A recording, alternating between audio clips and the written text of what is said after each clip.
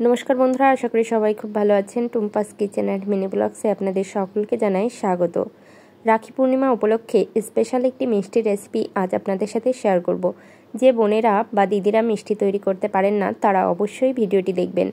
आज आमी तादेर जोन्नोई एई रेसिपिटी शेयर करछि। खूबই সহজে কম উপকরণে বাসায় তৈরি করে নেবেন দুর্দান্ত স্বাদের মিষ্টি রেসিপি, যা বাজারে কিনতে গেলে 1000 টাকা দাম চাইবে। চলুন তাহলে দেখে নেওয়া যাক কীভাবে এই দুর্দান্ত মিষ্টি রেসিপি আমি তৈরি করি। বন্ধুরা, রাখি পূর্ণিমা উপলক্ষে বাসায় আপনারা খুব সহজে মিষ্টি তৈরি করে নিতে পারবেন। এজন্য আমি এখানে নিয়ে নিয়েছি কিছু বাদাম এবং নিয়ে নিয়েছি কিছু খেজুর। এই খেজুর আর বাদাম দিয়েই আজ আমি মিষ্টি রেসিপি তৈরি করব। বন্ধুরা, বাসায় কিন্তু অনেকেই মিষ্টি তৈরি করতে পারেন না, কিন্তু এই রেসিপিটি দেখলে রাখি পূর্ণিমা উপলক্ষে খুব সহজে মিষ্টিটা তৈরি করে নিতে পারবেন এবং এটি খেতে দুর্দান্ত হয়, যা আপনাদের ভাই কিংবা দাদারা খেতে খুব পছন্দ করবে। যে বোনেরা বিশেষ করে মিষ্টি তৈরি করতে পারেন না তারা এই ভিডিওটি সম্পূর্ণ দেখবেন, তাহলে বাসায় পারফেক্টভাবে দুর্দান্ত স্বাদের এই মিষ্টি রেসিপি আপনারা তৈরি করতে পারবেন। এই মিষ্টির দাম কিন্তু বাজারে 1000 টাকার কমে দিবে না, অবশ্যই 1 কিলো মিষ্টির দাম 1000 টাকা নেবে। তাই অবশ্যই ভিডিওটি সম্পূর্ণ দেখবেন, তাহলে আপনারা 1000 টাকার মিষ্টি ঘরে বসেই তৈরি করে নিতে পারবেন। দেখুন বন্ধুরা, প্রথমে আমি খেজুরগুলো ধুয়ে নিয়েছিলাম, ধুয়ে নিয়ে বিচি ছাড়িয়ে নিচ্ছি। অবশ্যই এই কাজটা করতে হবে, বিচি ছাড়িয়ে 2 ভাগ করে নিতে হবে। আপনারা চাইলে একটু বেশি টুকরো করে নিতে পারেন, তবে 2 ভাগ করে নিলেও হবে। আপনারা ভিডিওটি দেখুন আমি কিভাবে মিষ্টি রেসিপিটা তৈরি করছি, অবশ্যই আপনাদের ভালো লাগবে। আমার চ্যানেলের সকল পুরাতন বন্ধুকে জানাই অসংখ্য ধন্যবাদ। আপনারা সবাই আমার পাশে আছেন, আশা করি এভাবেই পাশে থাকবেন, আমিও আপনাদের পাশে থাকব। এবং আমার চ্যানেলের নতুন বন্ধুদের জানাই স্বাগত। বন্ধুরা, প্লিজ আমার চ্যানেলটিকে সাবস্ক্রাইব করে আমার পাশে থাকবেন এবং নতুন নতুন রেসিপি পেতে আমার চ্যানেলের বেল আইকনটি প্রেস করে দেবেন, তাহলে সবার আগে আমার ভিডিওর নোটিফিকেশন আপনাদের কাছে চলে যাবে। বন্ধুরা, অনেকেই আমাকে বন্ধু করেন, লিখছেন বা বন্ধু করছেন, পরবর্তীতে আমি যখন আপনাদের ব্যাগ দিচ্ছি তখন আপনারা বন্ধুটা উঠিয়ে নিচ্ছেন। বন্ধুরা, এমন করবেন না, এমন করলে আপনারা কেউ সামনে আগাতে পারবেন না। ভাবছেন আমি পিছিয়ে যাব, কিন্তু আপনারাও পিছিয়ে যাবেন, কারণ কারো ক্ষতি করে কেউ কখনো উপরে উঠতে পারে না। বন্ধুরা, অনেক কথাই বললাম, কথা বলতে বলতে দেখুন এখানে সব খেজুরের বিচিগুলো কিন্তু আমি ছাড়িয়ে নিয়েছি। এইভাবেই এই রেসিপিটা তৈরি করতে হবে। আশা করি সম্পূর্ণ ভিডিওটি দেখবেন, তাহলে পারফেক্টভাবে বাসায় রাখি পূর্ণিমা উপলক্ষে দারুণ একটি মিষ্টির রেসিপি আপনারা তৈরি করতে পারবেন, যা আপনাদের ভাই কিংবা দাদারা খেয়ে খুবই প্রশংসা করবে এবং এটা খাওয়া স্বাস্থ্যের জন্য খুবই ভালো। দেখুন বন্ধুরা, বাদাম এবং খেজুর এখানে আমি পরিষ্কার করে নিয়ে নিয়েছি। এখন আমি রেসিপিতে চলে যাব, কিভাবে এই মিষ্টি রেসিপি আমি তৈরি করি। প্রথমেই বাদামগুলো আমি শুকনো খোলায় একটু টেলে নেব, তাহলে বাদামের খোসা ছড়াতে সুবিধা হবে। এজন্য চুলার আঁচ কিন্তু লোতে রাখতে হবে। হাই হিটে এই কাজটা করলে কিন্তু কখনোই ভালো হবে না। উপরে কালার চলে আসবে, কিন্তু বাদামের খোসা ছাড়ানো যাবে না এবং বাদাম থেকেও একটা কাঁচা গন্ধ বের হবে।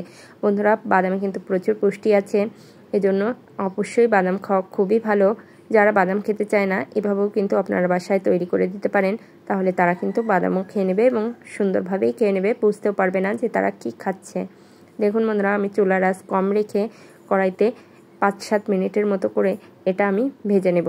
দেখুন বন্ধুরা, ফেটে গিয়েছে প্রত্যেকটা বাদাম, অনেকটাই কিন্তু খোসা ছাড়িয়ে যাচ্ছে এখনই, আর ঠান্ডা হয়ে গেলে অনেকটাই ছাড়ানো যাবে। আমি এভাবে করেই বাদামটা খুব ভালো করে ভেজে নেব। বন্ধুরা, এই কাজটা অবশ্যই করবেন। অবশ্য যদি না চান তাহলে নাও করতে পারেন, কারণ বাদামের এই খোসা কিন্তু খাওয়া যায়। এজন্য আপনারা এই লাল অংশটা ফেলে না দিলেও কিন্তু হবে, আমি একটু ফেলে দিচ্ছি, তাহলে ভালো হবে।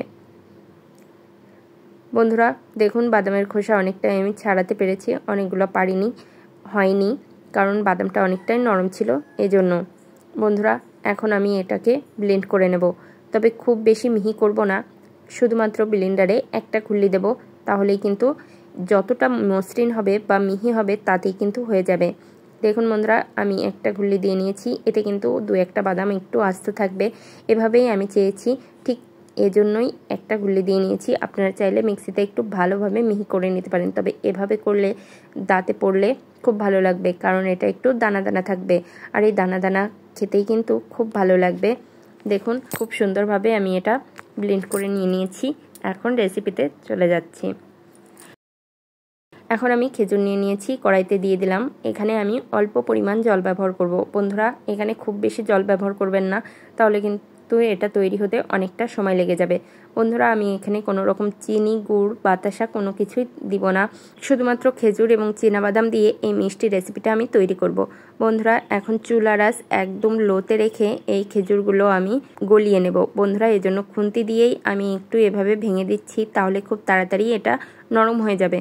এখানে খুব বেশি জল ব্যবহার করবেন না এবং কোনো রকম চিনি, গুড়, মিষ্টি, বাতাসা কোনো কিছুরই দরকার হবে না। এই খেজুরের যে মিষ্টি, এই মিষ্টিতেই কিন্তু এই মিষ্টি রেসিপিটা তৈরি হয়ে যাবে। দেখুন বন্ধুরা, আমি কিভাবে করছি আপনারা দেখতে থাকুন। দেখলে অবশ্যই বুঝতে পারবেন যে আমি কিভাবে তৈরি করছি। অনেকেই কিন্তু রাখি পূর্ণিমা উপলক্ষে মিষ্টি বাজার থেকে কিনে আনেন। অনেক রকম কেমিক্যাল দেওয়া থাকতে পারে কিংবা অস্বাস্থ্যকরভাবে তৈরি করা হয়ে থাকতে পারে। এজন্য বাসায় যদি আপনারা তৈরি করেন, সেক্ষেত্রে স্বাস্থ্যকরভাবে আপনারা মিষ্টি তৈরি করতে পারবেন এবং খেতেও খুবই সুস্বাদু হবে, যা বাসার সবাই খেয়ে খুব পছন্দ করবে। এবং যে দাদা কিংবা ভাইকে রাখি পরাবেন, তারাও কিন্তু খেয়ে আপনার প্রশংসা করবে।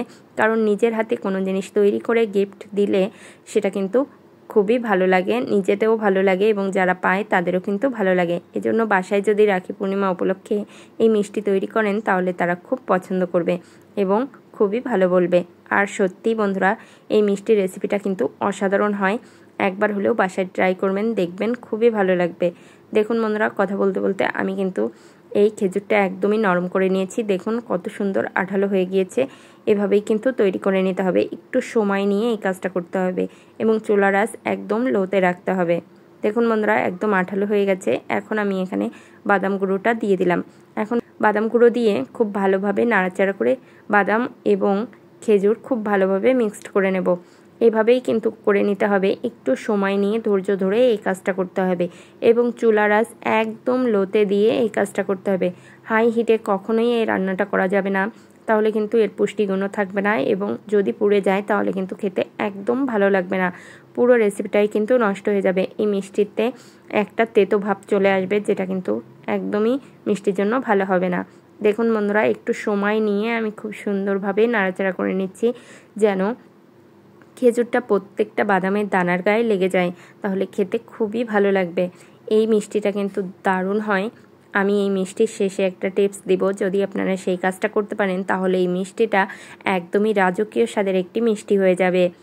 চলুন বন্ধুরা, দেখে নেওয়া যাক আমি কিভাবে মিষ্টিটা তৈরি করি। দেখুন খুব ভালোভাবে নাড়াচাড়া করে নিচ্ছি। আগের থেকে কিন্তু অনেকটাই মিশে গিয়েছে।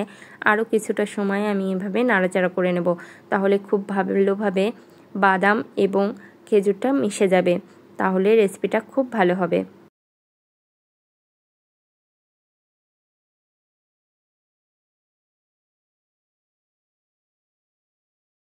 দেখুন বন্ধুরা, আমি খুব ভালোভাবে নাড়াচাড়া করে মিশিয়ে নিয়েছি। এখন আমি নামিয়ে নেব। নামিয়ে হালকা ঠান্ডা করে নেব। হালকা ঠান্ডা করে নিতে হবে, তা নাহলে একটু গরম থাকবে হাত পুড়ে যেতে পারে, কারণ এটা আমরা হাত দিয়েই মিষ্টির শেপ দেব, এজন্য। দেখুন বন্ধুরা, পারফেক্টভাবে হয়ে গেছে। এখন নামিয়ে নিচ্ছি।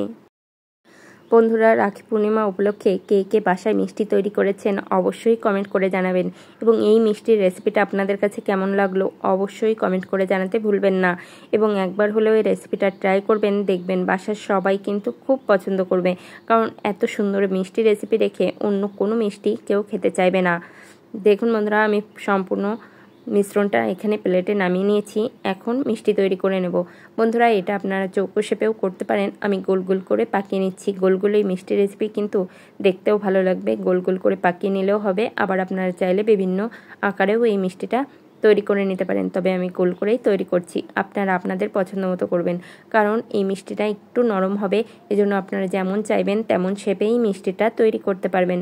দেখুন বন্ধুরা, একটা তৈরি করে ফেললাম, আরও কয়েকটি আপনাদের তৈরি করে দেখাচ্ছি যে মিষ্টিটা তৈরি করা কতটা সহজ এবং খুবই কম সময়ে কিন্তু মিষ্টিটা তৈরি করা হয়ে যায়।